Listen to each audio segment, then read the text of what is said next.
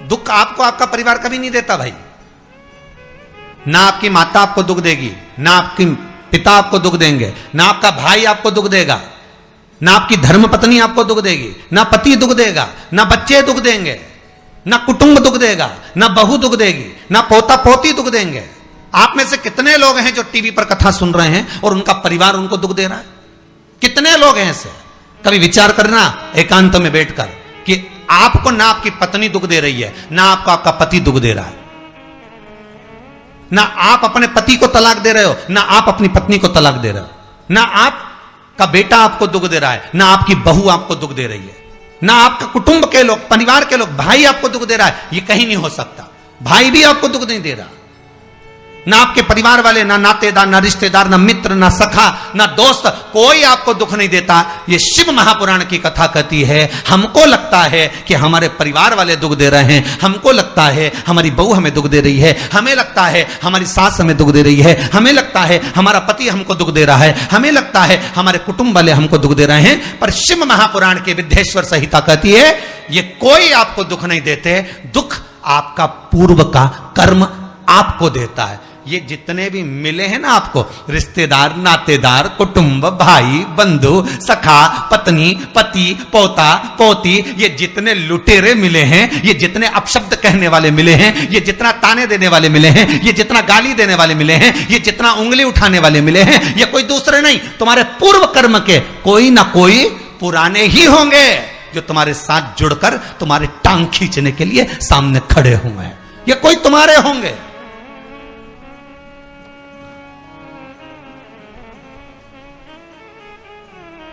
तो ये सब दिमाग से निकाल दीजिए आप, आपके ये चित्तवृत्ति बुद्धि से ये बात सब निकाल दो। जितने लोग कथा सुन रहे हैं ना, अपनी बुद्धि से निकाल देना कि मेरी बहू मुझे गाली दे रही है। हाँ, तूने किसी गाय को रोटी नहीं दी और दी भी होगी, दूसरी बार गाय आ गई होगी तो डंडा मार के भगा दिया, वही बहू आई है, वाणी के डंडे कुदा रही है।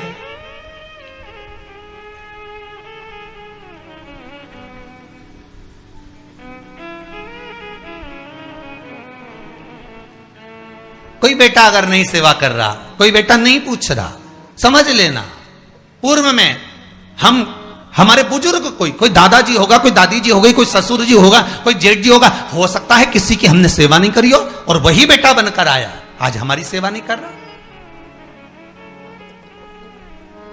मत बुरे कर्म कर बंदे वरना पछताएगा, भगवान की आंखों से तू बच नहीं पाएगा, तू बच नहीं पाएगा। अरे ओ अज्ञानी मत करना दानी, बचना नहीं है। बहुत ये हमें लगता है गुरुजी मेरी बहू बहुत परेशान करे, गुरुजी मेरी सास बहुत परेशान करे, मेरा भाई मेरी प्रॉपर्टी खा गया, मेरा भाई ये लेकर चले गया, मेरे ससुराल वाले ऐसे, मेरे रिश्तेदार ऐसे, मेरे कुटुंबी ऐसे, मेरे कबीले वाले ऐसे, मेरे ये ऐसे। तो हमको लगता है कि ये अपने ऐसे।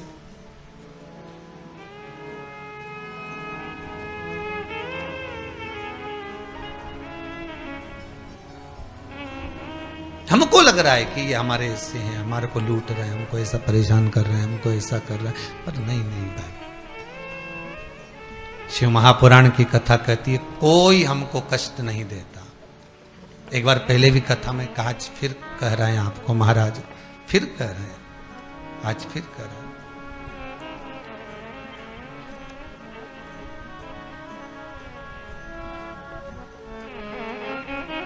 आपको फिर निवेदन कर रहे हैं, बीमार हुए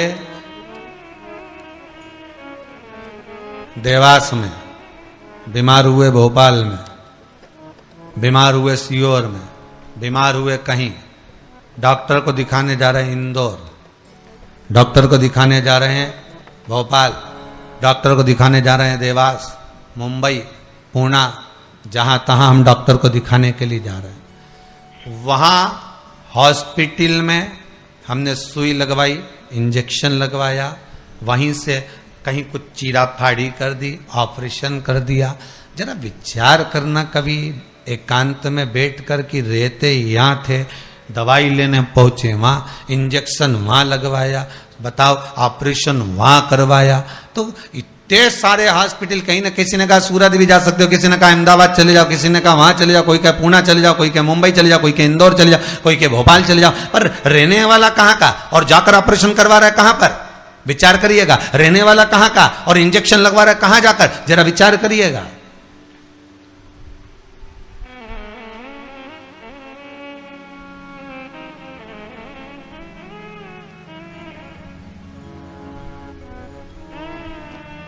और कितने डॉक्टर, ऑपरेशन करने वाला कोई विशेष, कितनी डॉक्टर सिस्टर, इंजेक्शन लगाने वाली कोई विशेष वहां बैठी है, उसको तुम नहीं पहचानते, वो आपको नहीं पहचानते। अभी कोरोना का टीका लगवाया होगा, वैक्सीन लगवाई होगी, इंजेक्शन लगवाया होगा, कोरोना महामारी का लगवाया सबने। अब लगवाया तो उसमें आपके मन में विचार तो आया कि ना तो हम इस सिस्टर को पहचानते, ना हम इस डॉक्टर को पहचानते, गए और सुई लगवा के आ गए, पर उसने हमको कष्ट तो दिया, भले वो थोड़ा सा चुभाया पर कष्ट तो मिला।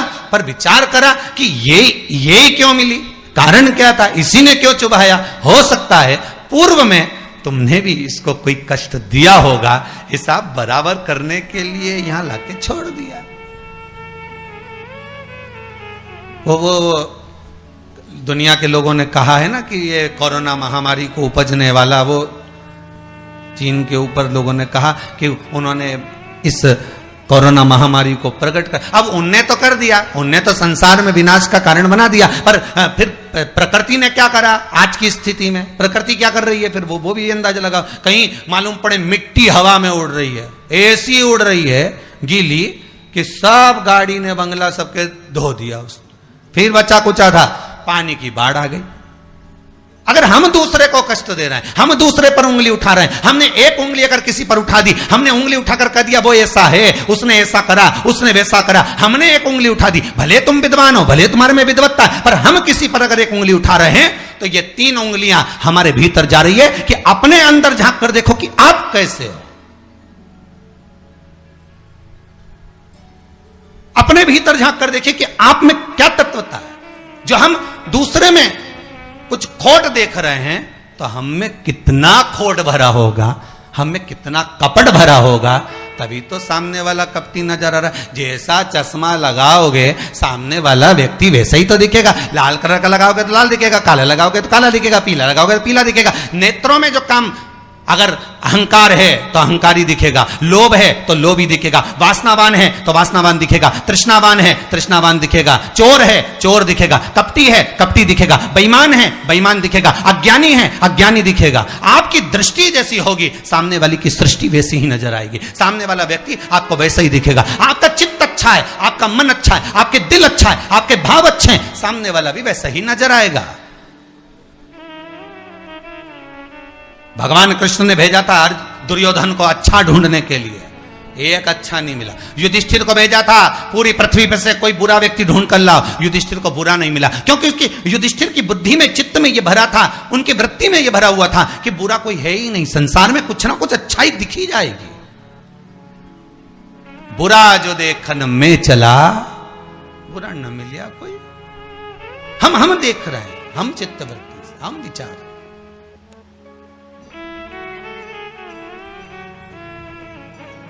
कौन ना बहू बुरी है, फिर निवेदन करूंगा, ना सास बुरी है, ना बेटा बुरा, ना बहू बुरी, ना ही ये पूरा संसार बुरा, सब अच्छे हैं।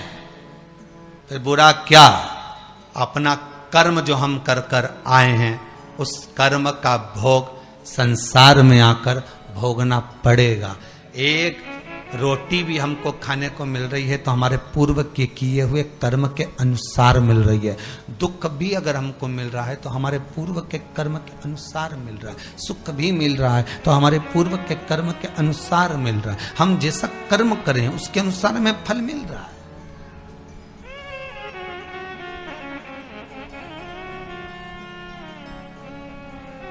इसलिए बारंबार कहा था कि मान मेरा कहना नहीं तो पछताएगा, माटी का खिलौना माटी में मिल जाएगा, हेट बूट सूट सब यहीं रह जाएगा, और माटी का खिलौना माटी में मिल जाएगा। ये हेड रह गया, ये बूट रह गया, ये सूट रह गया, सब पड़ा की पड़ा रह गया, सब धरा की धरा रह गया। इसका मूल तत्व क्या है?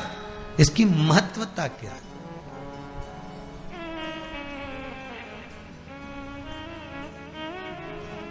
इसकी मूलता कुछ नहीं, इसकी मुख्यता कुछ नहीं, इसकी महत्वता कुछ नहीं।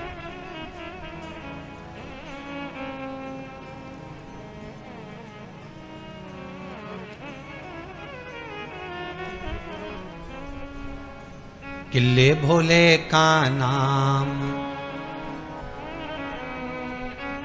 भगवान शिव का मंत्र, नाम स्मरण जप कीर्तन सुख दे।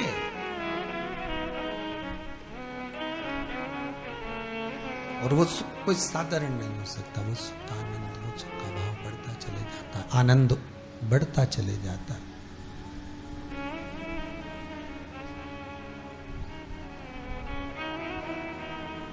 ले भोले का नाम काहे यूं भटके, मिलता है आराम काहे यूं भटके। ये शिव का नाम लेकर हम जब शंकर का नाम लेकर जब अग्रण्य हो जाएं, प्रेशर खोलिए महाराज, प्रेशर खोलिए। हम शिव का नाम लेकर जब अग्रण्य बढ़े, आगे बढ़े, शंकर का नाम लेकर जब अग्रण्यता के भाव की ओर बढ़े, तो जीवन का सुख क्यों ना मिलेगा सर? वो जीवन का आनंद क्यों ना मिलेगा? महाराज शिव पुराण कह रहे, कोई बुरा नहीं संसार में। ये जितने नाते रिश्ते कुटुंब कबीले बनते चले जाते हैं, ये हमारे कर्म के अनुसार बनते चले जाते हैं, कर्म के अनुसार। ये कोई दूसरा बनाता नहीं है। जैसा पूर्व में कर कर आए हो, वैसा आपके सामने आपका व्यवहार सामने वाले का प्राप्त होगा, वैसा व्यवहार प्राप्त होगा।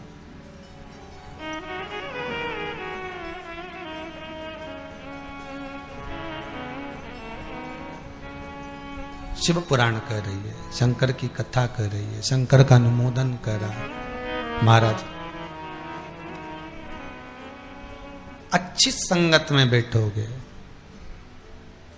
अच्छी संगत में अगर विराजमान होगे तो सुख अपने आप मिलेगा। माता के गर्भ से अगर आपका जन्म हुआ है तो कुछ अच्छा करने के लिए ही हुआ है।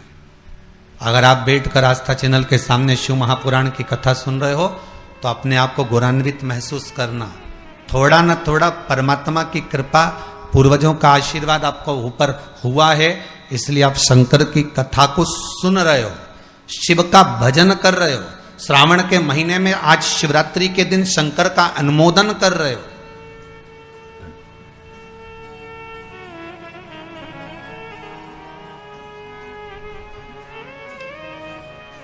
घर में 4 बहुएं होती हैं, 5 बहू होती है, 6 बहू होती है। सास 6 बहू को बोलती है कि जाओ पानी लेकर आओ, अरे बोलो जम के जरा, नहीं बोलती ना। सास किसी एक का नाम लेगी, ए बेटा, ए लाली, एक बहू का नाम लेगी और उसको पुकारेगी और पुकार कर कहेगी जरा मेरे लिए 1 गिलास पानी ला दे बेटा। बहू जाएगी, पानी ला कर देगी। अब सास ने वो 3 को क्यों नहीं बुलाया रे? अरे बोलो तो जम क्या, वो 3 से क्या सास की दुश्मनी थी? नहीं, वो भी रोज मिलती, वो भी रोज प्रणाम करती है, वो भी रोज नमन करती है, वो भी रोज ना रोज सास के पास जाकर बैठती हैं, वो भी सास उनको भी साड़ी देती है और सास उसको भी साड़ी देती है, सास उसको भी रकम देती है, उनको भी। पर एक को बुलाया आवाज लगाकर, ए बेटा, ए लाली, ए बहू, जरा इधर आ, और जिसका नाम लेकर बुलाया वो दौड़ कर आई और लाकर पानी दे दिया। पर सास इसी को क्यों बुलाती है? 4 बहू में से इसी बस बहू को आवाज क्यों लगाती है? बस उतना तुम अंदाजा लगा कर रखो कि सास इसी को ज्यादा क्यों बुलाती है, इसी से बात क्यों ज्यादा करती है। ना तो उसने कुछ दिया, ना इसने कुछ दिया, ना कोई बात। पर कुछ बहू में, 4 बहुओं में, 4 बेटे में कोई एक ऐसा होता है जिससे सास की अच्छी पटती है। उसी तरह भोलेनाथ भी परिवार में उसको देख लेता है जिससे शिव की अच्छी पटती है, उसी को बिठाता है कथा में।